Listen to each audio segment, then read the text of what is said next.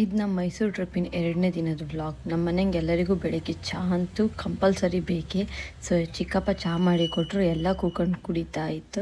So ಒಂದು team ಕೂತ್ಕೊಂಡು ಹಾಗೆ ಡಿಸ್ಕಷನ್ ಕೂಡ ರೆಡಿ ಮಾಡ್ತಾಯಿದ್ರು.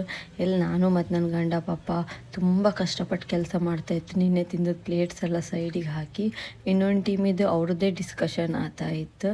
ಹಾಗೆ ನಮ್ಮ ಆಂಟಿ ಎಂಥದ್ದೋ ಕಂಬ ದುಡ್ತಾಯಿದ್ರು, ಎಂತಂತ ಹೇಳಿ ಗೊತ್ತಿರಲಿಲ್ಲ. ಫೈನಲಿ ಎಲ್ಲ ಡಿಸೈಡ್ ಮಾಡಿ ಒಂದು ರೀಲ್ಸ್ ಮಾಡುವ ಅಂತ ಹೇಳಿ ಪ್ಲ್ಯಾನ್ ಮಾಡ್ತು. ಇದಕ್ಕೆ ನಮ್ಮ ಗಂಡಂದು ಕೊರಿಯೋಗ್ರಫಿ ನಡೀತಾ ಇದ್ದಿತ್ತು. ಇದಂತೂ ರೀಲ್ಸ್ ಬಗ್ಗೆ ಹೇಳೋದೇ ಬೇಡ, ನಿಂತ್ಕೊಂಡು ಸ್ಟೈಲ್ ಕಂಡ್ರೆ ಏನು ಸಿನ್ಸಿಯರಾಗಿ ನಿಂತ್ಕೊಂಡಂಗಿತ್ತು ಎಲ್ಲರೂ ಕೂಡ. ಈ ರೀಲ್ಸ್ ಮಾತ್ರ ಕಂಪ್ಲೀಟ್ಲಿ ಕಪ್ಪಿನ ಹಿಡಿದು ಡಬ್ಬಕ್ಕೆ ಹಾಕ್ದಂಗೆ ಆಯಿತು.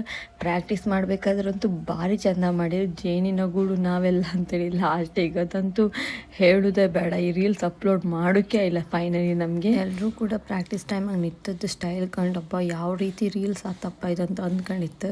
ಹಬ್ಬ ಒಬ್ರಿಗಿಂತ ಒಬ್ಬರು ಮಾತಂಗೆ ಬ್ಯುಸಿಯಾಗಿ ಒಂದು ಹೇಳೋದು ಮಾಡಲೇ ಇಲ್ಲ. ಒಂದು 10 ಸಲ ಪ್ರಾಕ್ಟೀಸ್ ಆದಮೇಲೆ ಕಂಪ್ಲೀಟ್ಲಿ ಫ್ಲಾಪ್ ಆಯ್ತಿದ್ದು. ಸೊ ಆದರೂ ಇರಲಿ ಅಂತ ನಾವು ಹೆಣ್ಮಕ್ಕಳೇ ಎಲ್ಲ ಕೂತ್ಕೊಂಡು ಒಂದು ರೀಲ್ಸ್ ಮಾಡ್ತು, ಜೇನಿನ ಗೂಡು ಅಂತ ಹೇಳಿ. ಎಲ್ರಿಗೂ ಒಂದು ಕಡೆ ಕನ್ಫ್ಯೂಷನ್ ಕೂಡ ಆಗ್ತಾಯಿತ್ತು, ನಿಲ್ಸಿದ ಜಾಗದಾಗ ನಿಂತ್ಕೊಂಡ ಎಲ್ಲಿ ನಿಂತ್ಕೊಂಡ್ ಅಂತೇಳಿ. ಅವ್ರದ್ದು ಹುಡುಕಾಟ ಆದರೂ ಇದು ಕೆಲಸದೊಳಗೇ ಅರ್ಧ ಸಾಂಗ್ ಮುಗ್ದೇ ಹೋಯಿತು. ನಾನು ರಾಕೇಶ್ ಕೊರಿಯೋಗ್ರಫಿ ಜೊತೆ ಕ್ಯಾಮರಾಮನ್ನ ಜೈ ಇದ್ದ. ಜೈಗೆ ಆಚೆ ಈಚೆ ಓಡಾಡಿ ಸಾಕಾಯಿತು. ಸೊ ಇವ್ರದ್ದು ಏನೋ ಒಂದು ಪ್ರಾಕ್ಟೀಸ್ ಆಗ್ತಾನೇ ಇತ್ತು. ಒಂಥರ ಗಮ್ಮತ್ತಾಯ್ತು ಅಲ್ಲಿ. ನಾವು ಮಾತ್ರ ಅಲ್ಲದೆ ಅದು ತುಂಬ ಜನ ಬಂದಿದ್ರು, ಎಲ್ಲರೂ ನಮ್ಮನ್ನೇ ಕಾಣ್ತಾ ಇದ್ದಿದ್ರು. ಈ ಫ್ಯಾಮಿಲಿ ಫುಲ್ ಜಾಲಿ ಮಾಡತ್ತಂತ ಹೇಳಿ ಕಡೆ ರಾಕೇಶ್ ಏನೋ ಒಂದೊಂದು ಟೀಮ್ ಮಾಡಿ ಕೂರಿಸ್ರು. ಇದ್ರಂಗಂತೂ ಯಬ್ಬ ಇವ್ರನ್ನಂತೂ ಕೇಮದೇ ಬೇಡ. ಇವ್ರು ಮತ್ತೊಂದು ರೀತಿ ವಿಚಿತ್ರ, ಆದರೆ ಇವರು ಮತ್ತೊಂದು ರೀತಿ ವಿಚಿತ್ರ. ಒಬ್ಬರು ಕೂಡ ಕೂತ್ಕೊಂಡಿಲ್ಲ. ಸೊ ಫೈನಲಿ ಅವರಿಗೆಲ್ಲ ಹೇಳಿ ನಗಾಡಿಸಿ ಗಮ್ಮತ್ತಾಯ್ತು ಮಾತ್ರ ಇದೊಂದು ಮೂಮೆಂಟ್. ಇವ್ರ ಹತ್ರ ರೀಲ್ಸ್ ಮಾಡಿ ಅಂದರೆ ಇಬ್ಬರು ಫೋಟೋ ಪೋಸ್ ಕೊಟ್ಕೊಂಡು ಕೂತ್ಕೊಂಡಿರು.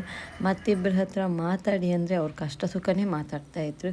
ಸೊ ಅವ್ರು ಫೈನಲಿ ರಾಕೇಶ್ ಬಂದು ಹೇಳ್ರು, ಈ ರೀಲ್ಸ್ ಆತಿಲ್ಲ, ಸುಮ್ಮನೆ ಮೊಬೈಲ್ ಇಟ್ಟು ಬಾ ಹಾಪ ನೆಕ್ಸ್ಟ್ ಡೆಸ್ಟಿನೇಷನಿಗೆ ಎಲ್ಲಿ ಹೋಯ್ಕಂತ ಹೇಳಿ ಅಂತ ಹೇಳ್ರು. ಫೈನಲಿ ಎಲ್ಲರೂ ಫೋಟೋ ಪೋಸ್ ಕೊಟ್ಟಂಗೆ ಮಾಡಿದ್ರು ಹೊರತು ಯಾರೂ ಕೂಡ ರೀಲ್ ಕಡೆ ಕಾನ್ಸಂಟ್ರೇಷನ್ ಕೊಡಲೇ ಇಲ್ಲ. ಫೈನಲಿ ನಮ್ಮದೊಂದು ಹೆಣ್ಮಕ್ಕಳ ಟೀಮೆಲ್ಲ ಒಟ್ಟಾಯ್ಕೊಂಡು ಒಂದು ಡ್ಯಾನ್ಸ್ ಮಾಡಿಯೇ ಬಿಡ್ತು.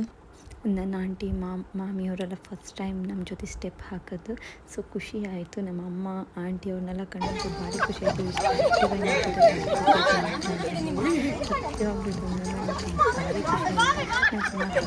ರೀಲ್ಸ್ ಪ್ರಾಕ್ಟೀಸ್ ಮಾಡಿತ್ತು. ಬಟ್ ಇದ್ರಲ್ಲಿ ಸಕ್ಸಸ್ಫುಲಿ ಅದು ಒಂದು ಸಾಂಗ್ ಮಾತ್ರ ಬಸ್ಸಲ್ಲಿ ನಾವು ಪ್ರಾಕ್ಟೀಸ್ ಮಾಡಿತ್ತಲ್ಲ, ಅದು ಮಾತ್ರ ಸಕ್ಸಸ್ ಅದು. ಸೊ ನಮ್ಮದು ಟೀಮಿನೋಡು ಇನ್ನೂ ಬಾಕಿ ಇದ್ದಿತ್ತು. ಮತ್ತು ಮನೆಗೆ ಹೊಪ್ಪತ್ತಿಗೆ ಮಾಡುವ, ಅಲ್ಲಿ ಮಾಡುವ, ಇಲ್ಲಿ ಮಾಡುವ ಅಂತ ಫೈನಲಿ ಒಂದು ಕೂಡ ಮಾಡೋಕ್ಕಾಗಲಿಲ್ಲ ನಮಗೆ. ಇದೊಂದು ರೀಲ್ಸ್ ಒಳ್ಳೆ ಇತ್ತು, ಆದರೆ ಪೋಸ್ಟ್ ಮಾಡೋ ರೀತಿ ಇರಲಿ. ಎಲ್ಲರೂ ಅವ್ರವ್ರ ಪಾಡಿಗೆ ಒಂದು ರೀಲ್ಸ್ ಮಾಡೋದ್ರಂಗೆ ಬ್ಯುಸಿ ಇದೆ. ನಮ್ಮ ಆಂಟಿ ಚಿಕ್ಕಪ್ಪ ಇನ್ನೊಂದು ಕಡೆ ಹಿಂಗೆ ರೀಲ್ಸ್ ಮಾಡೋದ್ರಂಗೆ ಬ್ಯುಸಿ ಇದ್ದಿದ್ರು. ಒಂದು ಕಡೆಗೆ ನನ್ನ ಮಾಮನ ಬೊಬ್ಬೆ ಸ್ಟಾರ್ಟ್ ಆಯಿತು. ಇವತ್ತು ಇಲ್ಲೇ ಐಕಮ್ದ ಎಲ್ಲ ಹಾಪ ಬೇಗ ಅಂತ ಹೇಳಿ ಫೈನಲಿ ನಾವು ರೂಮೆಲ್ಲ ಪ್ಯಾಕಪ್ ಮಾಡಿ ನೆಕ್ಸ್ಟ್ ಡೆಸ್ಟಿನೇಷನಿಗೆ ಹೊರಡ್ತು. ನಾವು ಆ್ಯಕ್ಚುಲಿ ಫಸ್ಟು ಹೋಯ್ಕಂತ ಹೇಳಿ ಪ್ಲ್ಯಾನ್ ಮಾಡಿದ್ದು ಝೂವಿಗೆ. ಯಾಕಂದರೆ ಝೂವಿಗೆ ಹೋಗಿ ಬಂದ್ರ ಮೇಲೆ ನಾವು ಬೇರೆ ಕಡೆ ಎಲ್ಲ ತಿರುಗ್ಲಾಕಂತ ಹೇಳಿ. ಸೊ ನಾವು ಆ್ಯಕ್ಚುಲಿ ಪ್ಲ್ಯಾನ್ ಮಾಡೋದು ಸಾಮಾನ್ಯ ಆಯಿತು. ಫಸ್ಟ್ ನಾವು ಹುಡ್ಕೊಂಡು ಹೋದ ಈಗ ಹೋಟೆಲಿಗೆ, ಎಲ್ಲರಿಗೂ ಜೋರು ಹಸಿವು ಆಯ್ದಿತ್ತು. ಸೊ ನಮ್ದು ಅದ್ರಾಗೂ ಒಂದು ಡಿಮಾಂಡು ಉಡುಪಿ ಅವ್ರದ್ದೇ ಹೋಟ್ಲೈಕು ಅಂತ ಹೇಳಿ. ಫೈನಲಿ ನಾವು ಮೈಸೂರಿಗೆ ಹೋಗಿ ಅಲ್ಲಿಂದ ಉಡುಪಿ ಅವ್ರದ್ದೊಂದು ಹೋಟ್ಲಿಗೆ ಹೋಯ್ತು. ಎಲ್ಲರೂ ಕೂಡ ಒಂದು ಇಡ್ಲಿ ವಡೆ ತಿಂದು ಗಟ್ಟಿಯಾಗಿ ಝೂವಿಗೆ ಹೊರಟ್ಕೊಂಡು ಹೋಯ್ತು. ನಾವೇ ಬೇಗ ಬಂದಿದ್ದರಿಂದ ಸೊ ಅಷ್ಟು ಜನ ಇರಲಿಲ್ಲ. ನಾವು ಗಮ್ಮತ್ತು ಮಾಡ್ಕೊಂಡೇ ಹೋಯ್ತು. ಒಂದು ಟೀಮಿನವ್ರು ಮುಂದೆ ಹೋದರೆ ಇನ್ನೊಂದು ಟೀಮಿನವ್ರು ಅಂದರೆ ನಾನು ಮತ್ತು ಮಾಮಿ ಹಿಂದೆ. ಮಾಮಿ ಮತ್ತು ನನ್ನ ಬ್ಯಾಗಂಗೆ ಮಕ್ಕಳಿಗೆ ಹಿಡ್ಕೊಂಡು ತಿಂಡಿ ಸುಮಾರು ಇದ್ದಿತ್ತು. ಸೊ ಅದ್ರದ್ದು ಅಮೌಂಟ್ ಪೇ ಮಾಡ್ಕಿತ್ತು. ಅಲ್ಲಿ ಫೋನ್ಪೇ ಪೂರ ವರ್ಕ್ ಆಗ್ತಾ ಇರಲಿಲ್ಲ. ತಿಂಡಿ ಪ್ಯಾಕ್ ಬಿಟ್ಟು ಬೇರೆ ಏನು ನಮ್ಮ ಹತ್ರ ಇರಲಿಲ್ಲ. ಸೊ ಕ್ಯಾಶ್ ಇದ್ದವ್ರು ಬಂದು ಕ್ಯಾಶ್ ಕೊಡೋ ತನಕ ನಾವು ಅಲ್ಲೇ ವೆಯ್ಟ್ ಮಾಡ್ತು. ನನ್ನ ಮಗ ಅಂತೂ ಭಾರಿ ಎಕ್ಸೈಟ್ಮೆಂಟ್ ಹಂಗೆ ಇದಪ್ಪ, ಬಿಕಾಸ್ ಫಸ್ಟ್ ಟೈಮ್ ಅವ ಈ ಪ್ರಾಣಿಗಳನ್ನೆಲ್ಲ ಕಾಣ್ತಾ ಇಪ್ಪದು. ಸೊ ತುಂಬ ಪ್ರಾಣಿಗಳು ನಾವು ಕೂಡ ಎಲ್ಲ ಸುಮ್ಮನೆ ತಮಾಷೆ ಮಾಡ್ಕೊಂಡು ಗಮ್ಮತ್ತು ಮಾಡ್ಕೊಂಡು ಬರ್ತಾರೆ. ಬಿಡ್ಸುವಂಗೆ ಇಪ್ಪು ಪ್ರಾಣಿಗಳದ್ದು ಟ್ರೈನರ್. ಸೊ ಹಾಗೆ ಗಮ್ಮತ್ತು ಮಾಡ್ಕೊಂಡು ಬಂತು. ನಾನು ಕೂಡ ಈ ಟೀಮನ್ನೇ ಜಾಯಿನ್ ಆದೆ ಆಂಟಿಯವ್ರ ಜೊತೆ, ಬಿಕಾಸ್ ಗಮ್ಮತ್ತು ಆಗ್ತಿದ್ದು ಅದೇ ಟೀಮ್ ಹಂಗೆ. ಇವರಂತೂ ಹೋದಲ್ಲೆಲ್ಲ ಒಂದು ಸೆಲ್ಫಿ ತೆಕ್ಕೊಂಡು ಗ್ರೂಪ್ ಫೋಟೋ ತೆಕ್ಕೊಂಡು ಸಾಕು ಬಿಡ್ದು ಹೋಯಿತು. ಫೈನಲಿ ಪ್ರಾಣಿಗಳನ್ನೆಲ್ಲ ಕಂಡು ರೀಚ್ ಆಪತ್ತಿಗಂತೂ ಕೈಕಾಲು ಸರ್ತಾ ಇದ್ದಿತ್ತು. ಯಬ್ಬ ದೇವ್ರೆ ಅಂತ ಹೇಳಿ ನಮ್ಮದೊಂದು ಟೀಮ್ ಹೋಗಿ ಆಲ್ರೆಡಿ ಕೂತ್ಕೊಂಡಾಯ್ತು. ಸೊ ನಾವು ಇಲ್ಲೊಂದು ಈ ಮಂಗನ ಹತ್ರ ನನ್ನ ಮಗ, ಹಾಯ್ ಇದು ನನ್ನ ಮಗ, ಅವನ ಸುದ್ದಿ ಒಂದು ಹೇಳ್ಬೇಡ. ಬಾಯ್ ಲಾಸ್ಟ್ ನಮ್ಮ ಎನರ್ಜಿ ಲೆವೆಲ್ ಕಂಪ್ಲೀಟ್ಲಿ ಡೌನ್ ಆಗೋಕ್ಕೆ ಶುರುವಾಯಿತು. ಸೊ ವೀಡಿಯೋ ತೆಗೋಕ್ಕೂ ಕೂಡ ನಮ್ಮ ಕೈಯಲ್ಲಿ ಅಷ್ಟು ಎನರ್ಜಿನೇ ಇರಲಿಲ್ಲ. ಎಲ್ಲರೂ ಕೂಡ ಝೂಯಿಂದ ನಾವು ನೆಕ್ಸ್ಟ್ ಹೋದ ಮೈಸೂರು ಅರಮನೆಗೆ ಹೋಗಿ ಮತ್ತಲ್ಲಿ ಸುತ್ತೊತ್ತಿಗೆ ಮತ್ತೆ ಎನರ್ಜಿ ಬ್ರೇಕ್ ಡೌನ್ ಆಯಿತು. ಸೊ ಇನ್ನು ತಿರುಗೋಕ್ಕಾಗ್ತಿಲ್ಲ ಅಂತ ಹೇಳಿ ಎಲ್ಲರಿಗೂ ಗೊತ್ತಾಯಿತು. ಇದು ಮೈಸೂರು ಅರಮನೆ ಎಲ್ಲ ಕಂಡಾದ್ಮೇಲೆ ನಾವು ಚಾಮುಂಡಿ ಬೆಟ್ಟಕ್ಕೆ ಹೋಗಿತ್ತು. ಚಾಮುಂಡಿ ಬೆಟ್ಟಕ್ಕೆ ಹೊಪ್ಪತ್ತಿಗಂತೂ ನಮಗೆ ಸಾಕಾಗಿದ್ದಿತ್ತು. ಹಂಗಪ್ಪಕ್ಕೆ ಹೋಗಿ ನಾನು ಅದರದ್ದು ಯಾವುದೂ ವೀಡಿಯೋ ಮಾಡಿರಲಿಲ್ಲ. ಸೊ ಫುಲ್ 2 ಡೇಸಿಂದ ನಡೆದು ಟ್ರಾವೆಲ್ ಮಾಡಿ ಎಲ್ಲರಿಗೂ ಕೂಡ ಒಂಥರ ಸಾಕಾಗಿತ್ತು. ಮೈಸೂರು ಅರಮನೆ ಒಳಗಂತೂ ನಾವೆಲ್ಲರೂ ನಾನು ಫಸ್ಟ್ ಟೈಮ್ ಮೈಸೂರು ಅರಮನೆ ಒಳಗೆ ಹೋಗಿದ್ದು. ಸೊ ಅದನ್ನೆಲ್ಲ ಕಾಂಬೋಕ್ಕೆ ತುಂಬಾ ಖುಷಿ ಆಯಿತು. ಅಲ್ಲಲ್ಲೇ ಫೋಟೋ ತೆಕ್ಕೊಂಡು ಒಂದು ಸ್ವಲ್ಪ ಗಮ್ಮತ್ತು ಮಾಡ್ಕೊಂಡು ಅಲ್ಲಿಂದ ಬಂತು. ಸೊ ನಾವು ಅಲ್ಲಿಂದ ಹೊರಗೆ ಬಪ್ಪತ್ತಿಗೆ ಆಲ್ಮೋಸ್ಟ್ 12 ಆಯಿತು.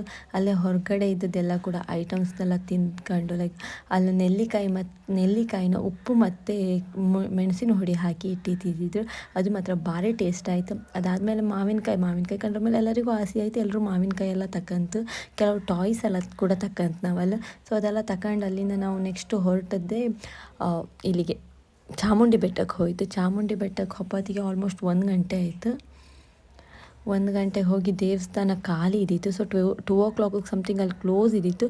ಸೊ ಬೇಗ ನಾವು ಹೋಗಿ ಅಲ್ಲಿ ರೀಚ್ ಆಗಿ ದೇವ್ರ ದರ್ಶನ ಮಾಡ್ಕೊಂಡು ಅಲ್ಲಿಂದ ಹೊರಗೆ ಬಂದ ಮೇಲೆ ನಾವು ಊಟದ ಕ್ಯೂವಲ್ಲಿ ಆಲ್ಮೋಸ್ಟ್ ಒಂದು ಅರ್ಧ ಗಂಟೆ ಆದರೂ ವೆಯ್ಟ್ ಮಾಡಿ ಊಟ ಮಾಡಿ ಬಂತು. ಊಟ ಆದ ತಕ್ಷಣ ನಾವು ನೆಕ್ಸ್ಟ್ ಟ್ರಾವೆಲ್ ಮಾಡಿದ್ದೆ ಊರಿಗೆ. ಅಷ್ಟೊತ್ತಿಗೆ ನಮ್ದು ಆಂಟಿ ಹೇಳಿದ್ರು, ಇಲ್ಲಿ ತನಕ ಬಂದಾದ್ಮೇಲೆ ನಾವು ಇದಕ್ಕೆ ಕಾರಂಜಿ ಕಾಣ್ಕಲ್ಲ, ಎಂತಕ್ಕೆ ಹೋಗೋದು ಬೇಗ ಅಂತ ಹೇಳಿ. ಸೊ ನಾವು ನೆಕ್ಸ್ಟ್ ಹೋದದ್ದನ್ನೇ ಅದು ಕಾರಂಜಿ ಕಾಂಬಕ್ಕಂತ ಹೇಳಿ ಹೋಯಿತು. ಸೊ ಇದನ್ನು ಕಂಡಂತೂ ಭಾರಿ ಖುಷಿ ಆಯಿತು. ಇದನ್ನು